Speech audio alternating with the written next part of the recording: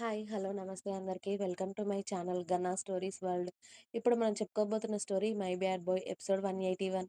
వేద అడిగినట్టుగా రుద్ర ఆమె చేతులకి మెహందీ పెట్టి వేదని సరిగ్గా పడుకోబెట్టాడు బెడ్ పైన. ఆమెకు మెహందీ పెట్టి అతడి చేతులు కూడా అక్కడక్కడ ఎర్రగా చేసుకొని రుద్ర కూడా నిద్రపోయాడు వేదని జాగ్రత్తగా చూసుకుంటూనే. వేదని తొందరగా లేపితే ఆమెకు నిద్ర సరిపోదు అని చెప్పి అందరూ రెడీ అవుతున్నారు. శౌర్యని కూడా రెడీ చేస్తూ ఉంటే మళ్ళీ వేద అక్కడ లేకపోతే ఏడుస్తుంది అని చెప్పి వేదని త్వరగా లేపి శౌర్యని రెడీ చేస్తున్నారు. దక్ష, లేవవే అని రుద్ర లేపాడు వేదని. మరి నన్ను ఇంకా లేపట్లేదేంటి బావా అని వేద త్వరగా వెళ్ళి ఫ్రెష్ అయ్యి రాగానే ఆమె కోసం జ్యూస్ పట్టుకొని నిలబడి ఉన్నాడు రుద్ర అంత పొద్దున్నే. ఇంత మార్నింగ్ ఏంటి బావా అని వేద వికారంగా మొహం పెట్టుకుంటే, ఏ టైం అయినా సరే తాగాల్సిందే. ఫుడ్కి అటు ఇటైనా ఇది కాస్త బలంగా ఉంటుంది కదా! ఏం కాదు, ఇది తాగితేనే కిందికి వెళ్ళడం అనగానే వాళ్ళ బావని కోపంగా చూస్తూ జ్యూస్ తాగి రుద్ర చేతుల్లో ఖాళీ గ్లాస్ పెట్టేసి, అదిగో బెడ్ పక్కన కవర్ ఉంది కదా! అందులోనే శారీస్, జ్యువెలరీ నావి ఉన్నాయి. నువ్వు కాసేపు అయ్యాక కిందికి తీసుకురా. నేను కిందే రెడీ అవుతాను. మళ్ళీ పైకి రావాలి అంటే నాతో అవ్వదు అని చెప్పి వేద శౌర్య రూమ్‌కి వెళ్ళేసరికి అప్పుడే అతడు రెడీ అవుతూ ఉంటాడు. రెడీ అయిపోయావా బావ? నేనేదైనా రెడీ చేసేదుందా? లేకపోతే పెళ్లి మండపం దగ్గరికి వెళ్ళాకే రెడీ చేయనా? అని అడిగింది వేద. అప్పుడే మీనాక్షి గారు కూడా వచ్చి, ఉదయాన్నే కదా ముహూర్తం, రెడీ చెయ్యి ఇప్పుడే. మళ్ళీ అక్కడికి వెళ్ళాక రెడీ అవ్వడం అనేది ఏమీ ఉండదు. డైరెక్ట్‌గా పెళ్లిపీటల మీద కూర్చోవడమే వీళ్ళిద్దరూ. వాడిని త్వరి వాడిని త్వరగా రెడీ చేసి నువ్వు కూడా త్వరగా రెడీ అవ్వు.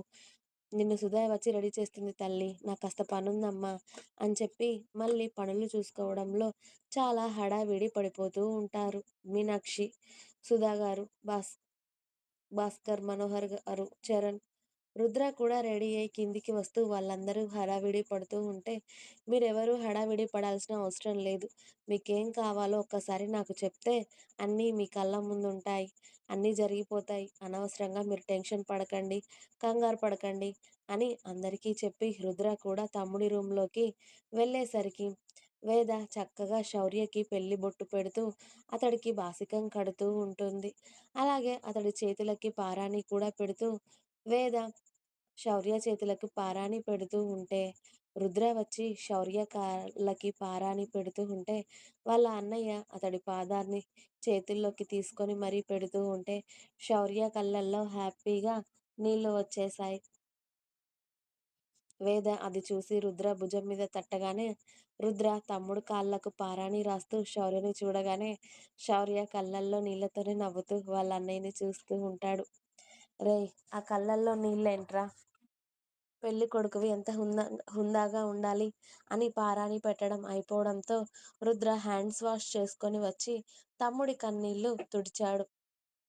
థాంక్యూ అన్నయ్య అని శౌర్య పూర్తిగా రెడీ అయ్యి వాళ్ళ అన్నయ్యని హత్తుకుంటాడు గట్టిగా.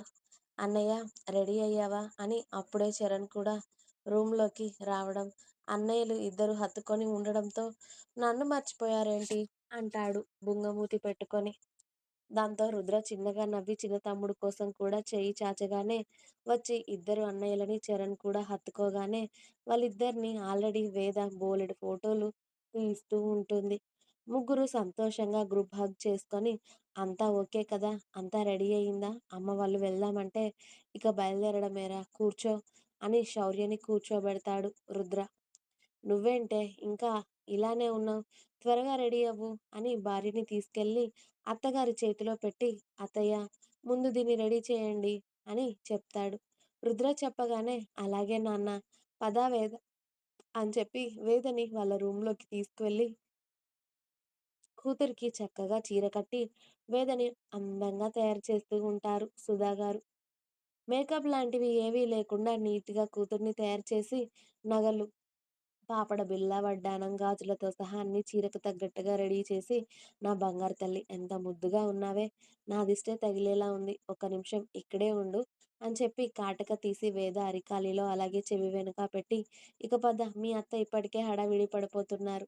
సమయం అవుతుందని వెళ్దాం అని ఇక అందరూ రెడీ అయ్యి పెళ్లి మండపానికి బయలుదేరబోతూ ఉంటారు. వేద రెడీ అయి బయటికి రాగానే రుద్ర ఆమెను చూసి దగ్గరికి వచ్చి, ఇవాళ ఎందరి దిష్టి తగులుతుందే నా మరదలికి అన్నాడు. వేద భుజం చుట్టూ చేయి వేసి ఆమె చెవిలో గుసగుసగా. అబ్బో! నువ్వు నన్ను మెచ్చుకున్నావా? ఇది గ్రేట్ తెలుసా బావా! అని చెప్పి వాళ్ళ అత్తయ్య అందరిని పూజ దగ్గరికి రమ్మనడంతో అందరూ అక్కడికి వెళ్లారు. ఇక పెళ్లి బాగా జరగాలి, ఎలాంటి ఆటంకాలు లేకుండా అని మీనాక్షి గారు దీపారాధన చేసి అందరికీ హారతి ఇచ్చి, అందరికీ బొట్టు పెట్టి, ఇక వెళ్దాం పదండి నాన్న అని అందరూ బాజా భజంత్రీలతో ఇక్కడి నుండి స్టార్ట్ అవుతారు పెళ్లి మండపానికి.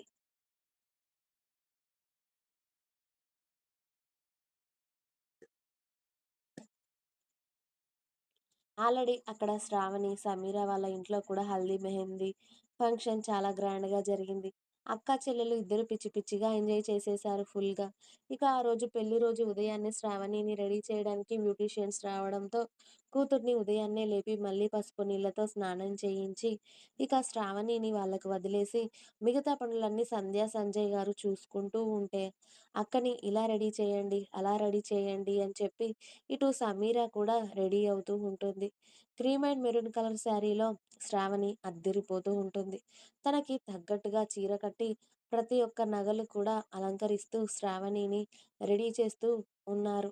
పూల జడ, చేతి నిండా గాజులు, బంగారు గాజులు, మట్టి గాజులు, వేళ్ళకి ఉంగరాలు, చేతులకి వంకీలు, నడుముకి వడ్డానం, మెడకి చౌకర్, తర్వాత నెక్లెస్, హారం, ఆ తర్వాత 4 వరసల ముత్యాల హారం,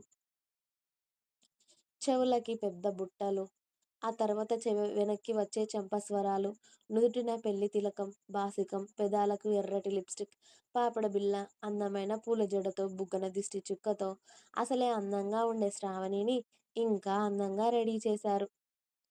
శ్రావణిని పెళ్లి కూతురుగా చూసి సంధ్య, సంజయ్ గారి కళ్ళల్లో సంతోషంగా కన్నీళ్లు వచ్చేశాయి. ఇప్పుడే నా కూతురు ఎంత పెద్దది అయిపోయింది.